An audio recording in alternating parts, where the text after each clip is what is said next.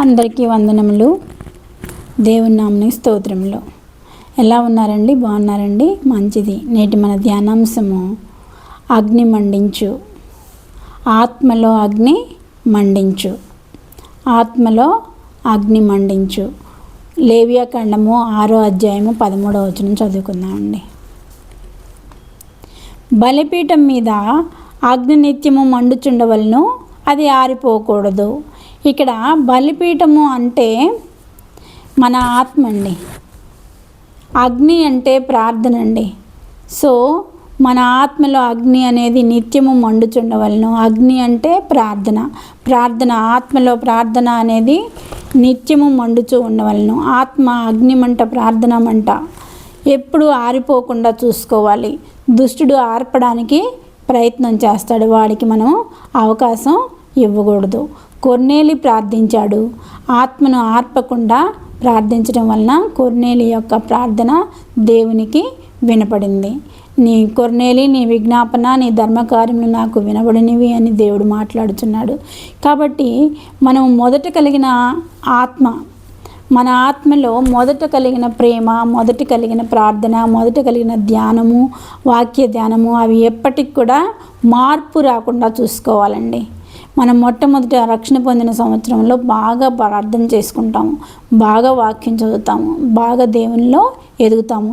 అదే ఆత్మ మంట, అగ్ని మంట, ప్రార్థన మంట, ఆ అగ్ని మంట మనలో మన కడ వరకు ఉండాలి. ప్రభువు వచ్చే మన రాకడ వచ్చే వరకు మనము అదే మంటను అగ్ని అంటే ప్రార్థన మంట మనం కలిగి ఉండాలి. ఓకేనా?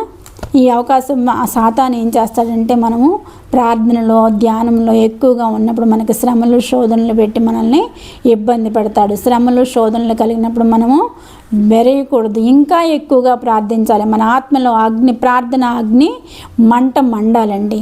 అప్పుడు దేవుడు మన యొక్క ప్రార్థనలో ఆలకిస్తాడు. ఆరిపోకూడదు, అది ఆరిపోకూడదు అంటున్నాడు. ఆ ప్రార్థన మంట ఎప్పటికి కూడా ఆరిపోకూడదు. మండించు అగ్ని మండించు, మండించు అగ్ని మండించు, నాలో అగ్ని మండించు, మండించు అగ్ని మండించు, నాలో అగ్ని మండించు, నాలో అగ్ని మండించు, పరిశుద్ధాత్ముడా నాలో అగ్ని మండించు, నాలో అగ్ని మండించు, పరిశుద్ధాత్ముడా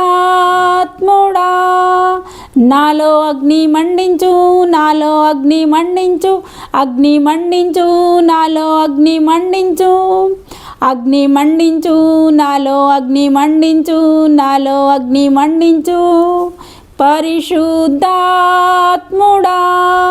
నాలో అగ్ని మండించు, నాలో అగ్ని మండించు, అగ్ని మండించు, నాలో అగ్ని మండించు, నాలో అగ్ని మండించు. దేవుడి చిన్న పాటను దీవించిన కాక మనలో ఉన్న ప్రార్థన అగ్ని అనేది ఎప్పటికి కూడా ఆరిపోకూడదండి. పరిశుద్ధాత్మనికి మనము మండించాలండి. పరిశుద్ధాత్మ మనకు సహాయం చేస్తే మనము మన ఆత్మలో అగ్ని అనేది ఆరిపోకుండా ఉంటుంది. ఇలాగే మరి మనం ఇప్పటి వరకు అగ్ని మండించిన కొర్నేలిని చూసాము. అయితే కొంతమంది అగ్ని ఆరిపోయిన వాళ్ళు ఉన్నారండి. మన బైబిల్ గ్రంథంలో అగ్ని ఆరిపోయింది, సాతానికి వాళ్ళు అవకాశం ఇవ్వడం వలన వారిలో మండుచున్న ప్రార్థన అగ్ని మంట ఆరిపోయినది. ఆరిపోయిన వారు ఎవరో చూద్దాం. ఎఫెసీ సంఘంలో అగ్ని మంట ఆరిపోయిందండి. మొదట ప్రేమలోనూ నిరకలుగా ఉన్న వాళ్ళు, మొదటి ప్రేమ వారికి కరువైంది. సో దేవుడు వారి యొక్క మరలా హెచ్చరించడం, వారితో దేవుడు మాట్లాడాడు, మొదటి ప్రేమను మరలా కలిగి ఉండి ఎఫెసీ సంఘమా అని. కాబట్టి మన సంఘమునకు కూడా ఇది హెచ్చరికగా ఉన్నదండి. తర్వాత సంఘం తర్వాత మనుషులు, వ్యక్తులను చూద్దామండి. సంసోను, న్యాయాధిపతుల గ్రంథము 16వ అధ్యాయము 19వ వచనం చూసుకుందామండి. సంసోను ఎంతో దేవుని భక్తి కలిగిన వాడు, కానీ సాతాను పట్టి అతన్ని శోధించి అతను సాతాను బంధకాల్లో పడి అతనిలో మండుచున్న అగ్ని ఆరిపోయిందండి.